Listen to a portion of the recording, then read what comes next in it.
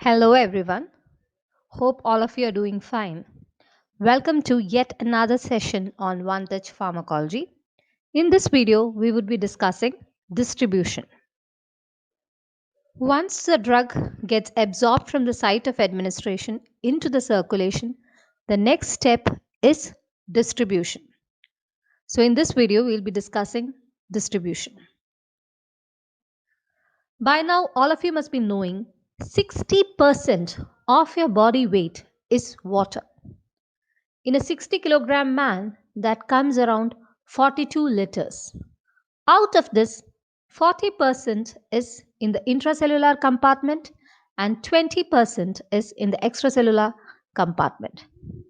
The intracellular fluid volume is around 28 liters and the extracellular fluid volume is 14 liters. Out of that, 3.5 liters is in the plasma and the rest of it, that is 10.5 liters, is the interstitial fluid.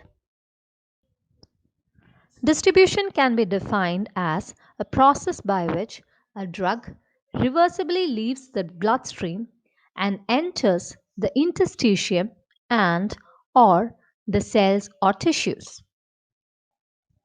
Now let's try to understand what is volume of distribution. It is defined as that volume of body fluids that would be required to accommodate the entire amount of drug homogeneously in the body if it were to be in the same concentration as in plasma. Is the drug homogeneously distributed throughout the body fluids? Is this really a true volume or only an apparent volume of distribution? Let's see that with few examples.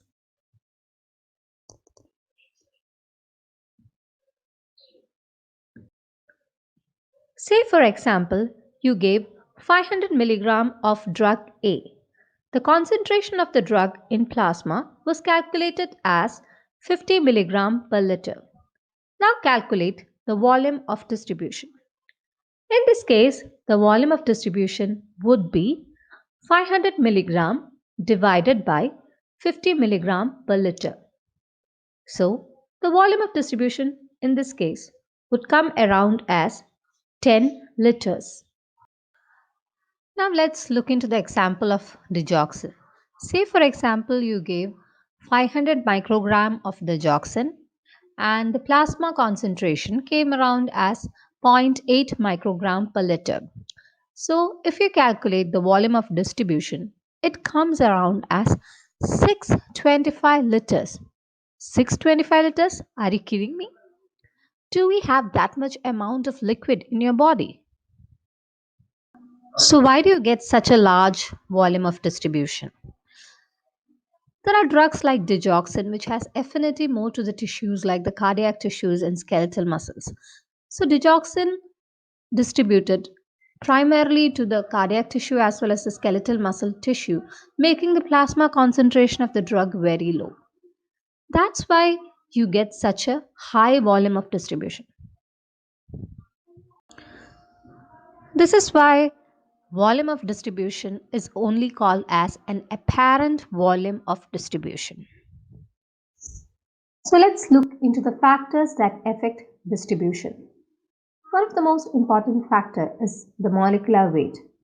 If the molecular weight of the drug is high and it is more on the polar side, the drug cannot cross the vascular membrane and thus it remains in the vascular system and thus making the volume of distribution small.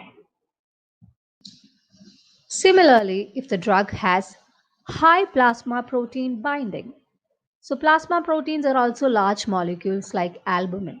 So once it is bound to the plasma proteins, it again cannot cross the vascular membrane and remains in the vascular system, thus again making the volume of distribution small. The other factor is lipid solubility. The drugs which are more lipid soluble can cross the biological membranes easily and can enter the cells, and thus making the volume of distribution larger. And there are certain barriers like the blood brain barrier, the placental barrier, or the blood testis barrier. and there are only few drugs that can cross these barriers, thus limiting the distribution of the drugs. And finally, selective distribution.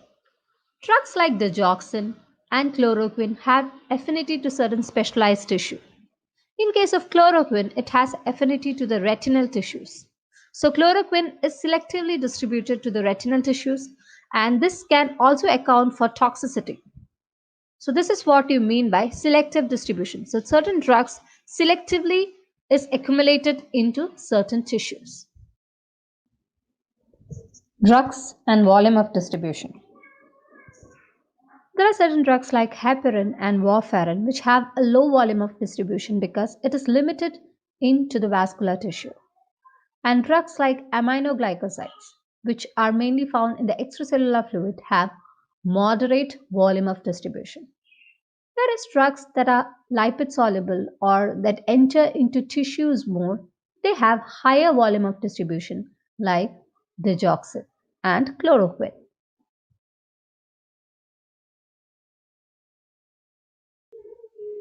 So what is the clinical significance of knowing volume of distribution? One of the important aspect of knowing volume of distribution is calculating the loading dose of the drug. The other significant factor is to know the feasibility of dialysis.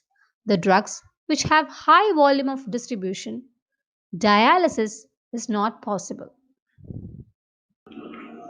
If you like the video, please give a thumbs up and don't forget to click the subscribe button. And if you have any reviews, please write it on the comment box below. Thank you.